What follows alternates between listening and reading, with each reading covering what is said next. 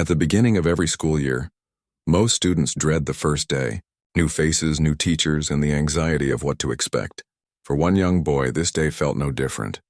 He was starting his 7th grade year at a school that had always been a bit of a challenge for him. He was smart, that much was clear to him, but he had always felt like he was overlooked. Most teachers had a way of assuming things about him based on his appearance, and it didn't take long for them to categorize him as just another quiet kid in the back of the room. This boy had a gift for math. He could solve problems that made others scratch their heads, but he didn't like to show off. He kept to himself, content to sit quietly and let his numbers do the talking. But that was always difficult, especially in a class full of kids who thought being loud and outgoing was the best way to get noticed. His name, though unimportant to this story, was one that everyone around him heard but rarely paid attention to. His peers often made fun of him for being quiet. Some said he wasn't that smart. Others just thought he wasn't worth bothering with. After all, he didn't show off his smarts like some of the others.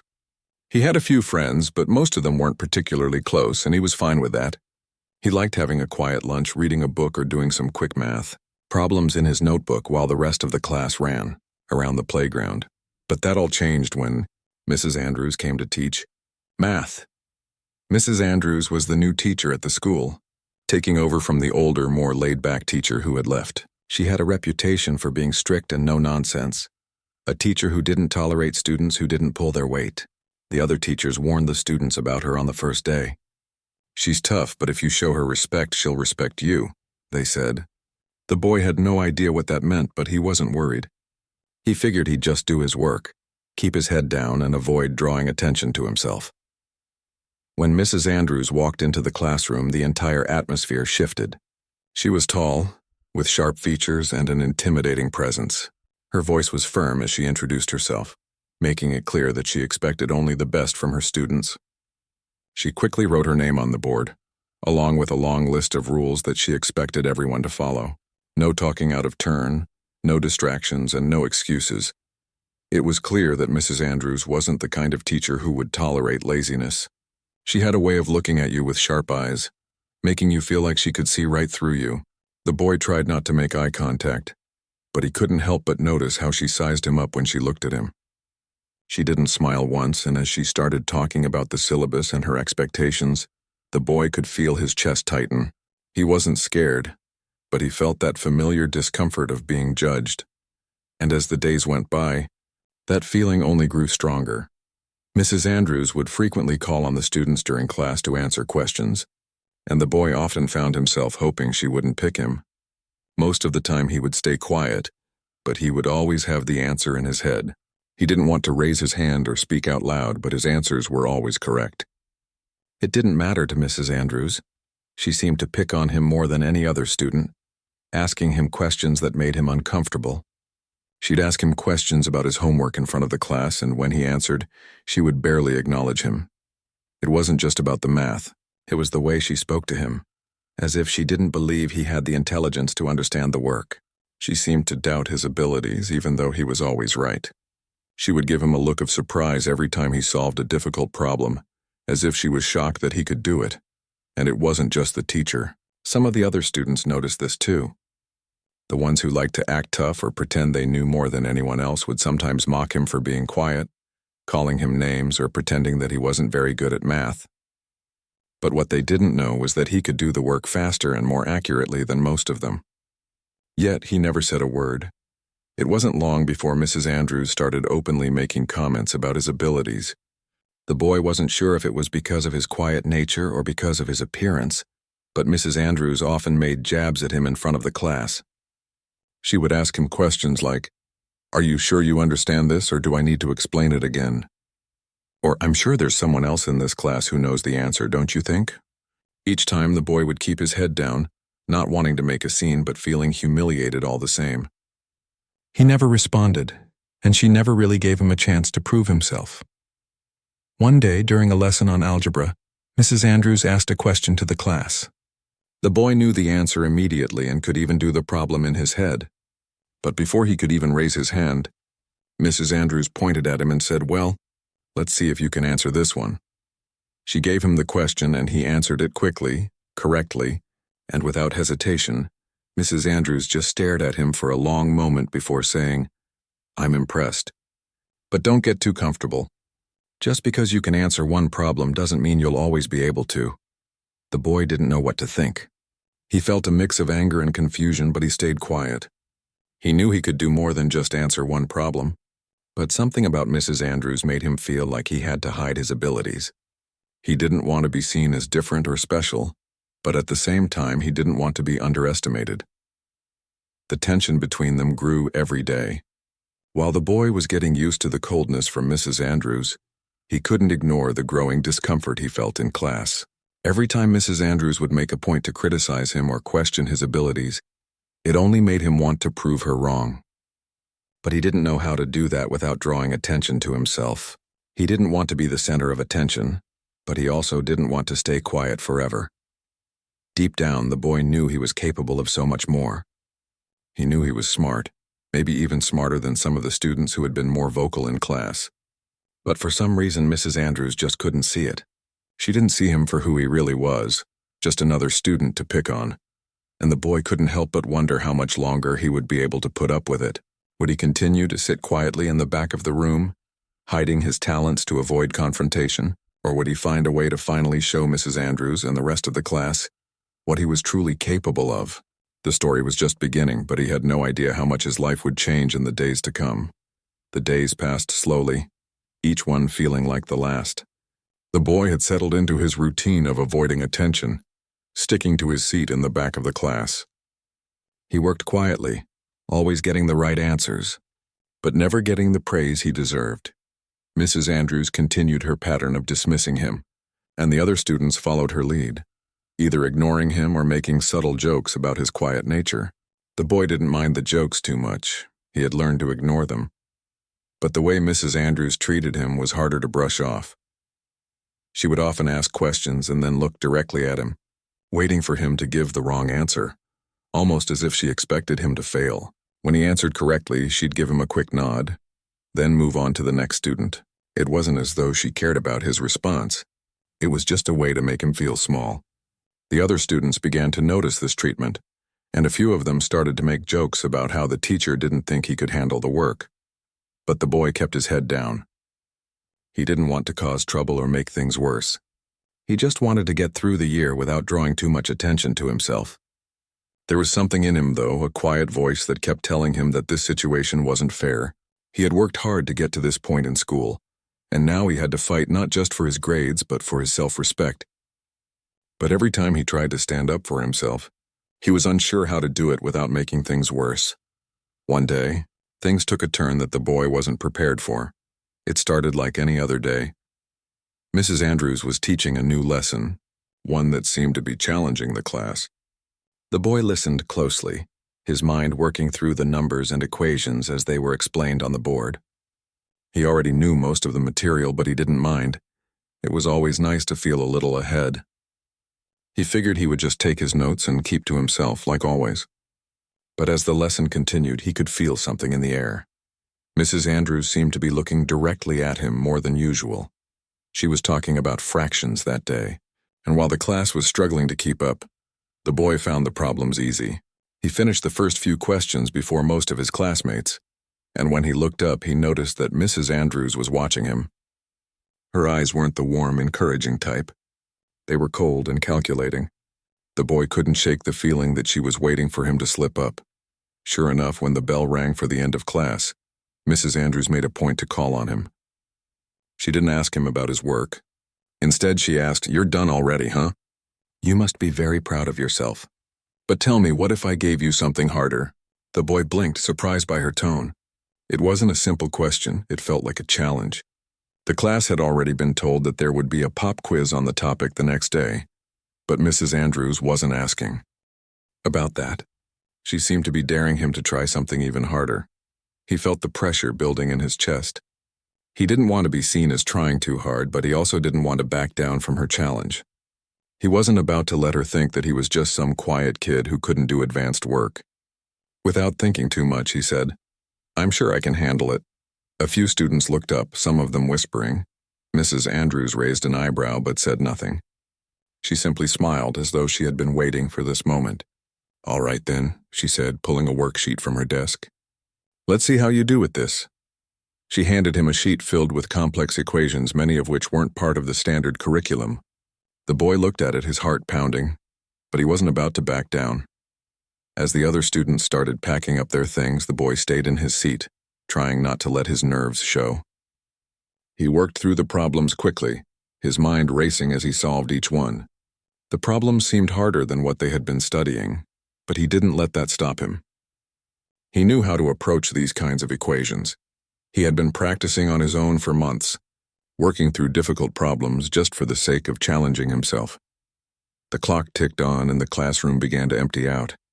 But the boy kept his focus on the worksheet, scribbling the answers in his notebook one after another.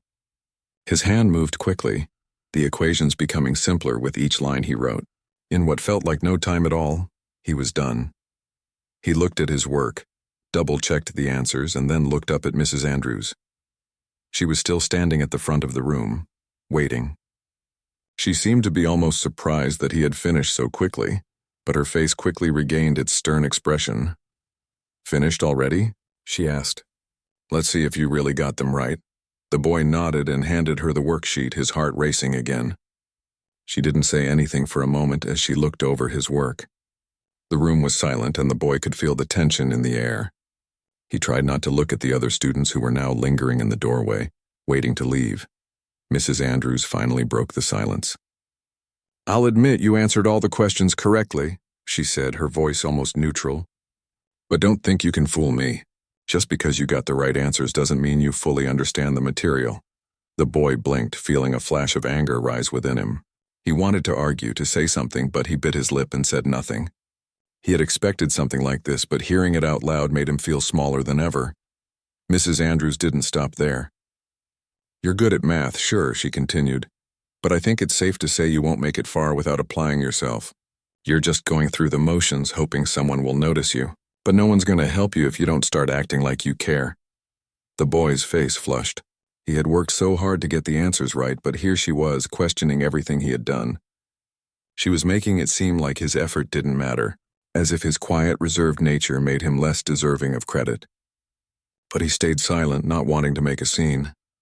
"Maybe you should try harder," she added with a slight smirk. "You've got potential, but if you don't show it, what's the point?" And with that, she turned away, signaling the end of class. The boy stood there for a moment, still processing what she had said.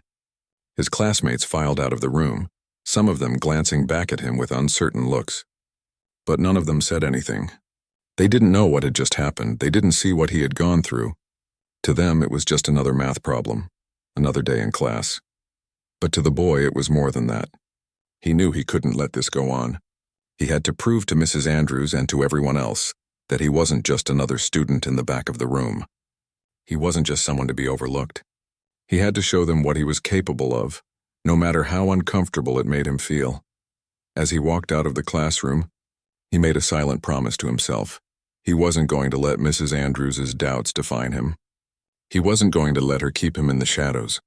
If she thought she had seen everything he could do, she was about to be proven wrong. The next few days passed in a blur of homework, quizzes, and quiet tension. The boy's thoughts kept returning to the conversation he had had with Mrs. Andrews. Her words stung, and the more he thought about them, the angrier he felt. He had worked hard, harder than anyone knew, to get where he was, and she had brushed him off like he was just another student who would fade into the background. Every day, she continued to look at him as though she didn't believe in his abilities. It was as though she thought he was just another kid who got lucky on a few problems. But the boy knew better. He knew that math was more than just solving problems. It was a puzzle, a language he spoke fluently. But Mrs. Andrews couldn't see that. She only saw the quiet kid at the back of the room who didn't fit into her narrow view of what a good student should look like. The more he thought about it, the more he knew he couldn't let it go. He had to prove her wrong. He had to show her that he wasn't just the kid who kept quiet and blended into the background. He wasn't going to let her opinion of him define who he was. One afternoon, the boy stayed after class telling Mrs. Andrews that he needed some help with a question. He had planned this carefully, hoping that it would give him a chance to show her what he was capable of. As the classroom emptied, he gathered his things slowly. glancing at Mrs. Andrews as she packed up her own materials. "Is there something you need?" Mrs. Andrews asked, not looking up from her desk. "Yeah," the boy said, his voice barely above a whisper. "I was hoping you could help me with something from the assignment. I'm not sure I understand one of the problems." She looked up then, eyeing him with a raised eyebrow. "You don't need help. You seem to know everything on the quiz." The boy could feel his heart pounding, but he didn't back down. "I just wanted to make sure I understand it fully. I don't want to miss something important." For a moment, Mrs. Andrews didn't say anything. She stared at him, almost as though she was trying to figure him out. Finally, she sighed and stood up. "Fine. Show me the problem." He handed her the assignment, pointing to one of the more difficult questions, the one he had been working on in his spare time. The one that wasn't part of the regular curriculum. Mrs. Andrews took the paper, and after glancing at it, she started to explain the concept, speaking to him as though she were teaching an advanced student, rather than the boy she had dismissed so many times before. He followed along, asking questions and giving answers as they worked through the problem together. For the first time, he saw something shift in her. She didn't make any snide comments or roll her eyes like she usually did. Instead, she seemed focused, even a little impressed. When they finally solved the problem, she stopped and looked at him for a long moment. "You know," she said slowly, "you might actually have a talent for this." The boy didn't know how to respond. He had been waiting for that moment, for the validation that he had never gotten from her before. But instead of feeling triumphant, he felt a strange mixture of relief and frustration. She hadn't apologized, hadn't acknowledged how wrong she had been about him. She had just moved on, but he didn't care. He knew what he was capable of now.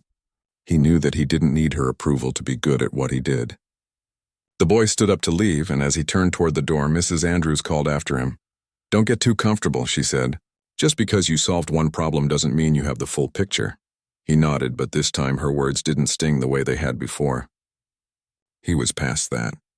He didn't need her to tell him what he could or couldn't do. He had proved it to himself. As the boy walked out of the classroom, he felt a sense of quiet determination settle in. He wasn't going to let anyone tell him what he could or couldn't achieve. Not Mrs. Andrews, not anyone. He had something to prove, not just to her, but to himself. It was time to stop hiding. The next few days were different. The boy stopped sitting quietly in the back of the room, hoping not to be noticed. Instead, he started participating more in class. He raised his hand to answer questions, not to show off, but to prove that he had earned his place there. He didn't do it out of defiance. He did it because he finally believed he deserved to be heard. And every time he gave an answer, Mrs. Andrews looked at him with a mixture of surprise and reluctance. She would never openly admit that she had underestimated him, but he could see it in her eyes. Every time he answered a question, every time he solved a difficult problem, the expression on her face grew more and more guarded. The other students began to notice too. They had seen him before, the quiet kid who didn't speak much, but now he was different. He was speaking up in class, helping others with their work, and they started to pay attention. Some of them even started asking him for help, something he never thought would happen. The boy never acted like he was better than anyone else. He didn't boast or brag about his abilities. He simply helped where he could, not expecting anything in return. Mrs. Andrews watched it all, but she didn't know how to respond. Her eyes followed the boy as he helped a classmate work through a difficult problem. She seemed frustrated, even angry, but also a little impressed. She couldn't deny that the boy was showing something that she hadn't expected.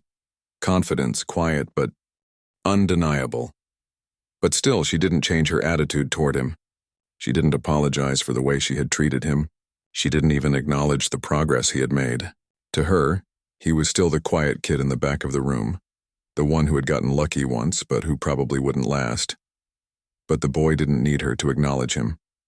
He knew what he was capable of, and as the days turned into weeks, he began to feel something shift inside of him. The quiet doubt that had always followed him, the fear of being overlooked, slowly started to fade. He wasn't just a student sitting in the back of the room anymore. He was a force, not loud or boastful, but determined, and the more he embraced that, the more he realized how much he had to offer. He started to look forward to math class. No longer did he feel like he was trying to avoid attention. He felt like he belonged, like he had earned his place there. Mrs. Andrews may not have recognized it yet, but he knew. He was no longer the boy she could dismiss, and then one day, Something happened that neither the boy nor Mrs. Andrews could have predicted. The days after the boy's quiet decision to stand up for himself felt different. He wasn't just going through the motions anymore. He was fully present, not just in math class, but in every moment. He felt like he was finally taking control of his life, not letting anyone, especially Mrs. Andrews, define who he was. The shift in the classroom was subtle at first. When the boy raised his hand to answer questions, the other students stopped ignoring him. There were no more whispers behind his back or quiet jokes about how quiet he was. Instead, they seemed genuinely interested in what he had to say. Some students even began to ask him for help with their work, something he had never imagined would happen. At first, he was hesitant, unsure if they were genuinely interested or just trying to get ahead by using his abilities. But as he helped a few classmates, he realized that it wasn't about him showing off. It was about sharing what he loved. The more he helped, the more the boy realized how much he enjoyed teaching others. It wasn't something he had expected to feel, but when he saw his classmates struggling with the same problems he had mastered, he felt a sense of accomplishment in guiding them through the challenges. He wasn't the center of attention, and he didn't want to be, but he was able to make a difference in ways that felt right. The quiet confidence he had begun to cultivate was growing every day. Mrs. Andrews, however, seemed to notice the changes in the boy, but instead of acknowledging his progress, she grew more defensive.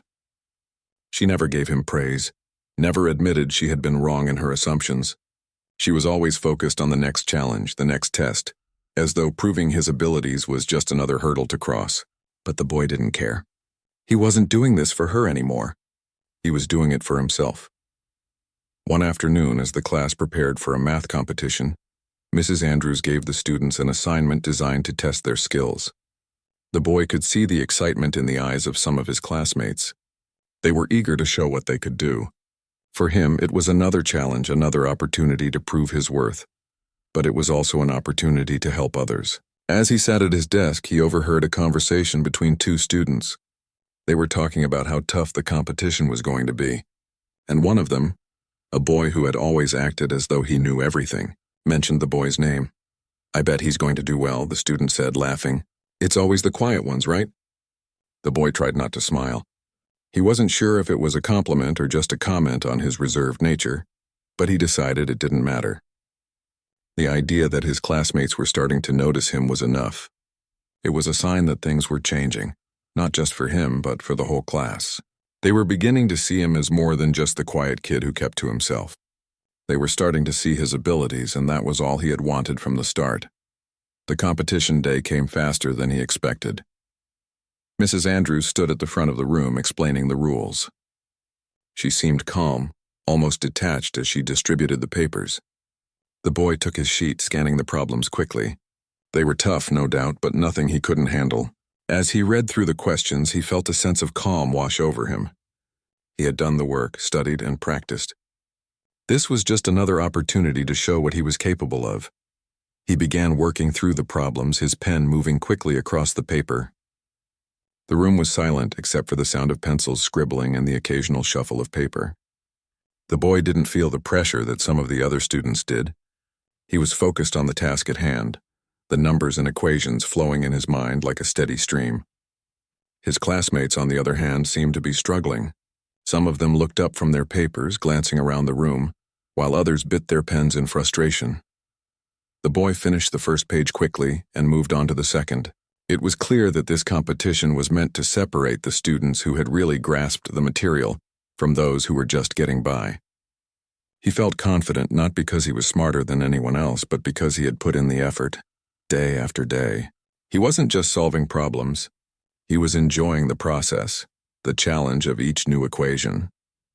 As the competition continued, he noticed that Mrs. Andrews was watching him closely. She was walking up and down the aisles, glancing at the students' papers, her eyes lingering a little longer on his than anyone else's. The boy felt a strange mix of satisfaction and discomfort. He had worked hard to get here, but he didn't need her approval to feel good about what he was doing. Her eyes might be on him, but that didn't mean she had the power to judge his worth. Finally, the competition ended, and the students handed in their papers. Mrs. Andrews gave the class a quick look, scanning the room before giving instructions for the next assignment. The boy gathered his things, ready to head out when she called his name. "You, come here," she said, her voice cold and businesslike. The boy's stomach tightened, but he didn't hesitate. He walked to her desk, trying to keep his composure. He stood in front of her, waiting for whatever she had to say. Mrs. Andrews didn't speak right away. She looked down at his paper, her fingers tapping on the edge of the desk as though she were weighing something in her mind.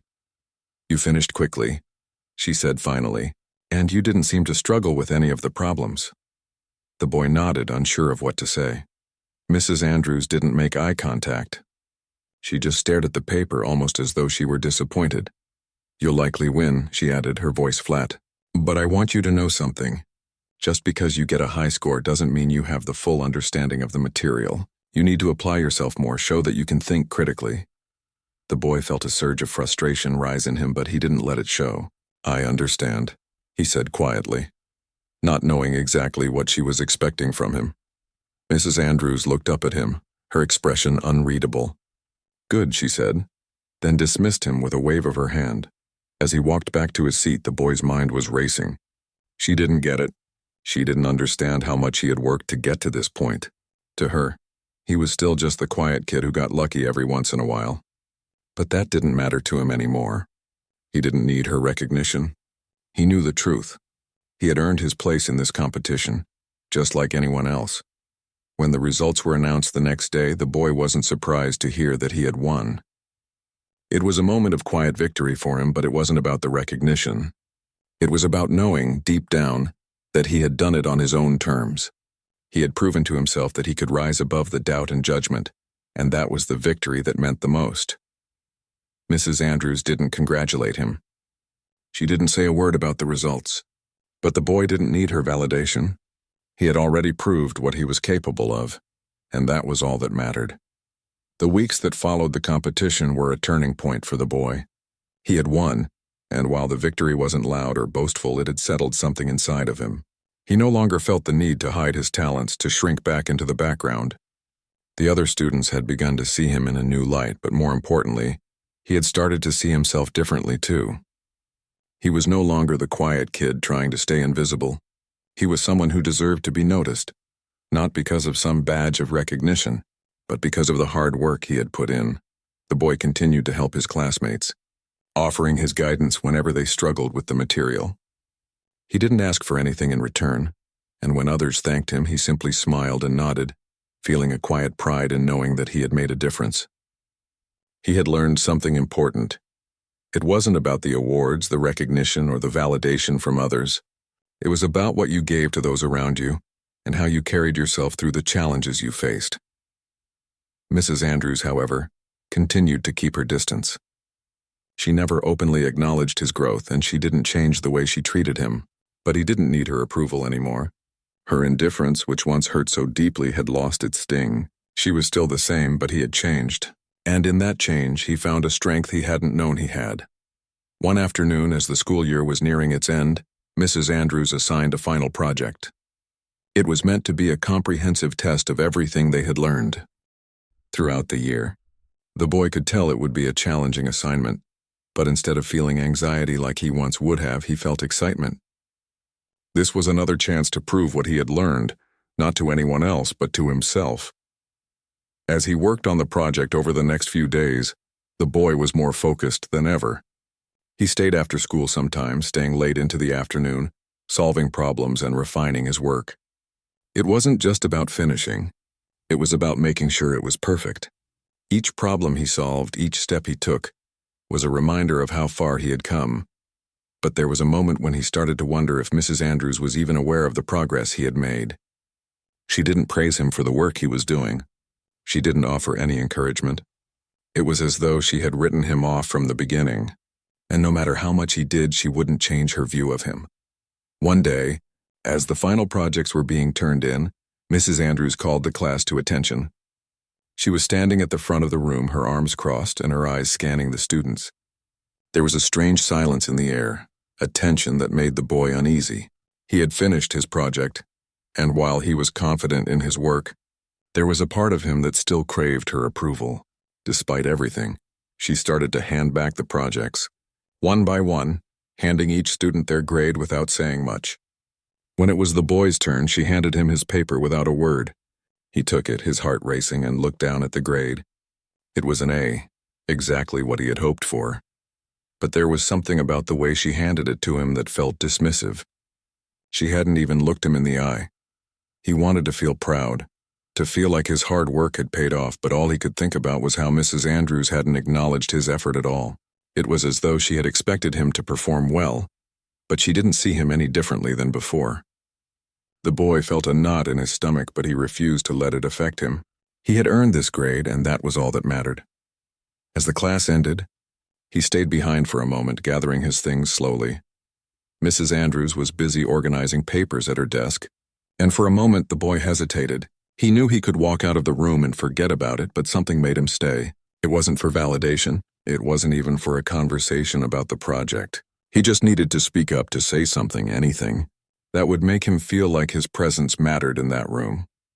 He walked up to her desk and stood there for a moment, unsure of what to say.